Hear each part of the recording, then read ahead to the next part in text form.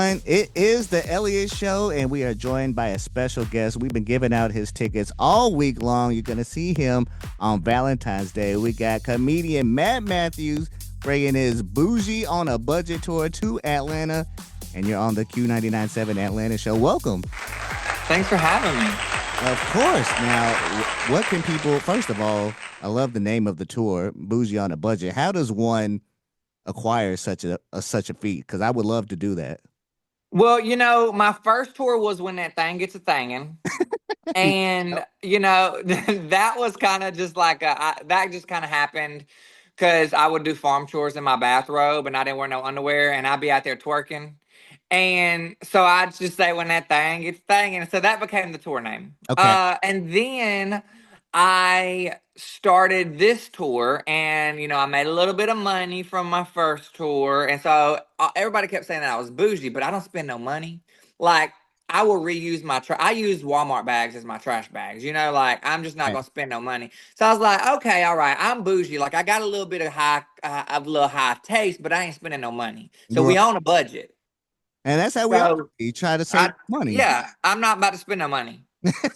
I like it. I like it. Now you're doing a show here at the Tabernacle uh, Hmm. on Valentine's Day. On Valentine's. First show sold out. Second show is getting there. So you might only way to get Yeah. second shows might be winning tickets from me. But Yeah, it's almost sold out too. yeah, so doing a show on Valentine's Day, do you feel pressure about that at all? Because that's a big date night for people. They're going to spend their Valentine's Day coming to see your show. How does that make you feel? I got their money. That's all I'm worried about. I got that check. Yeah. It's really funny to me because as my career started, most men did not want to watch me perform and they don't want to come see me because I'm a gay comedian. And they think that what they see on the internet is what my show's going to be. And they think it's going to be farm chores and a bathrobe and all these things. And I tell people all the time, like, there's so much more to me than just farm chores. Hmm. That's just a part of my life because I have animals and I live on a farm. That is not all of who I am. And Yeah. so my show is so much more than that. And it is fun and it's raunchy and it's dirty and it's the other parts of me that you don't see on the internet. So men typically don't want to come and then they come to the show and they end up loving it.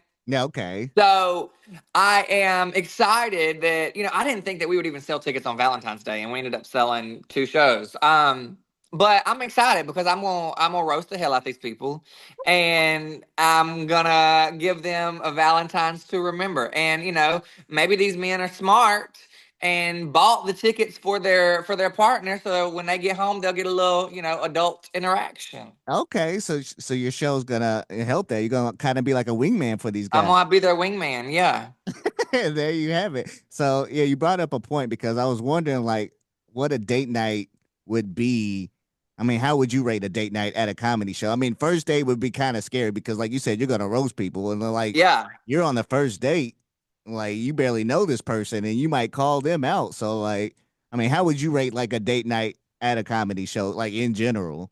Well, not every comedian is the same. Yeah. So, not every comedian does crowd work and roast the audience and things like that. There's a lot of comedians that don't even interact with the audience at all. Mm-hmm. But that's a big part of what I do, and like interacting with the crowd and roasting people and crowd work is like a big part of my show. So it could be a good thing or it could be a bad thing for these men. Like I could really have them hooked up when they get home, or I could really have them on Palm Pilot. Oof. Yeah. Yeah. Their fate is in my hands, so they better act right. I mean, you're only working with what they're giving you. Uh-huh. Like you're not making stuff up out of the blue. So it's kind of like Right. holding up a mirror to them. Yeah. Now, part of your show, I saw that you do like these dark secrets, have confessions with Yeah. Matt. What's like some of the wildest secrets somebody has told you, like maybe even made you clutch the pearls a little bit? Can I say that on here? Yeah, yeah, yeah. So we had one at my show one of my shows last year. This lady said she used her mom's dildo and she found out that it was to clone a willy, so it was a cloned dildo of her dad's penis. What? Uh-huh.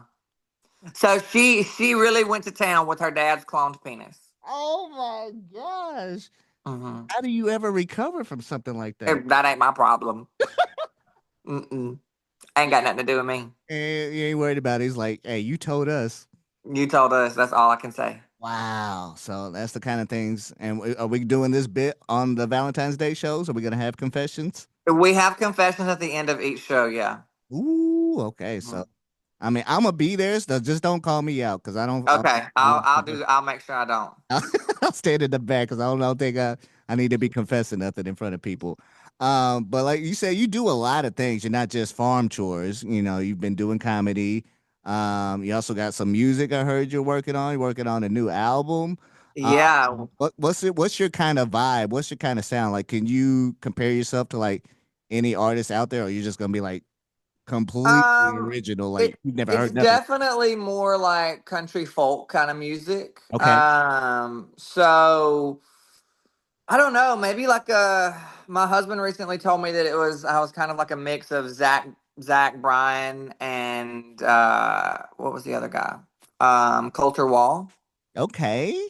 So I think that's really cool because they're both super talented artists. I Yeah. think the fun part about it though is, music is always what I wanted to do, and I fell into comedy, and it really worked for me. And I absolutely adore comedy. Comedy is probably the easiest thing that I've ever done, because I love it, and Mhm. it's natural, and it's so much fun to me. Yeah. But that wasn't my original dream. Music was my goal. So like it's really exciting to be able to do music. Um, but it is like a hard balance because comedy is exactly that. It's comedy, it's funny, it's dirty, it's, all the things. But then my music is the opposite. My music is very much like, real and Yeah. vulnerable and ballads and like heartbreak and, all of these things. And, my husband said the other day, he was like, do you think people are going to take you seriously or like, because you're a comic? And I said, and somebody said, well, what do you like doing better?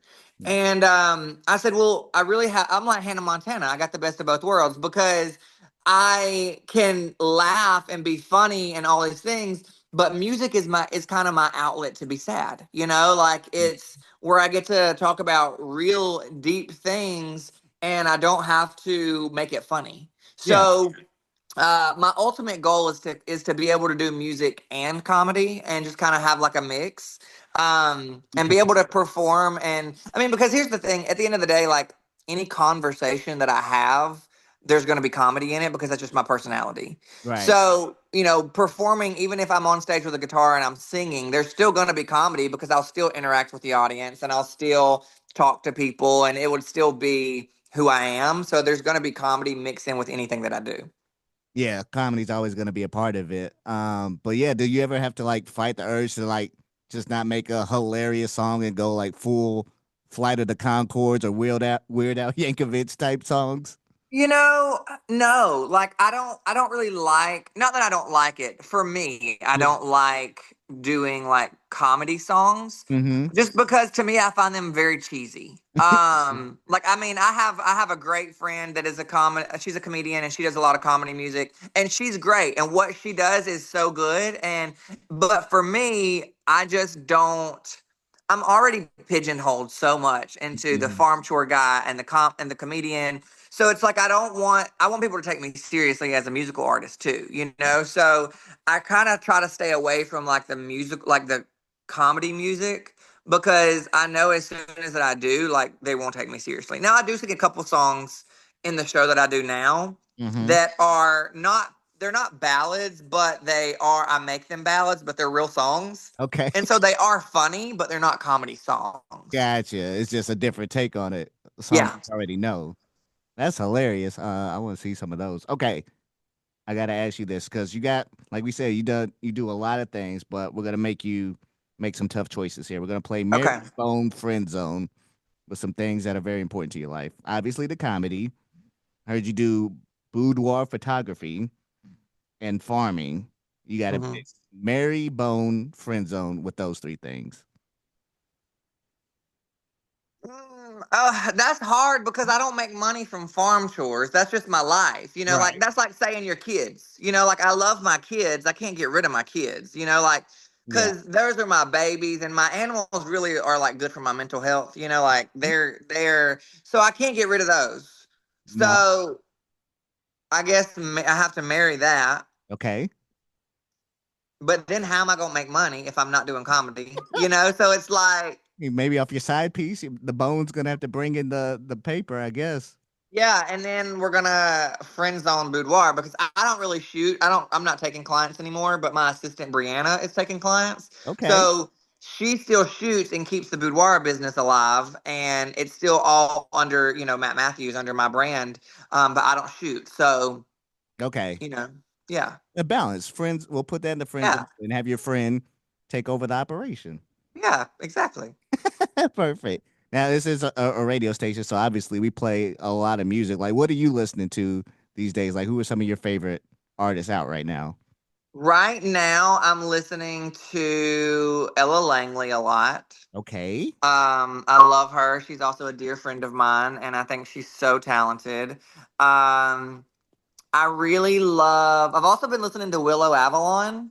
I don't know if you know who that is. Uh, She just came out with a song called Homewrecker, oh, and I did see that. Yeah, yeah. it's so good. It's so good. I like a lot of like. I mean, I love all types of music. I literally listen to everything, but I really love like just like good like indie folk kind of country music. I really love Mumford and Sons. Mm, Um, I really love Nicki Minaj. Like I yeah, mean, yeah. I'm all over the board. I literally love everything. Okay, okay. We love to see it. Thank you so much, Matt, for taking the time to hang out with us. Can't wait to see the show Valentine's Day, 7:30 or 7 and Don't 9. ask me. I don't know. There's two shows. They Two both going to be shows. sold out, but we will see you at the Tabernacle Valentine's Day. Thanks so much for having me. I look forward to it. Thank you. Thank you.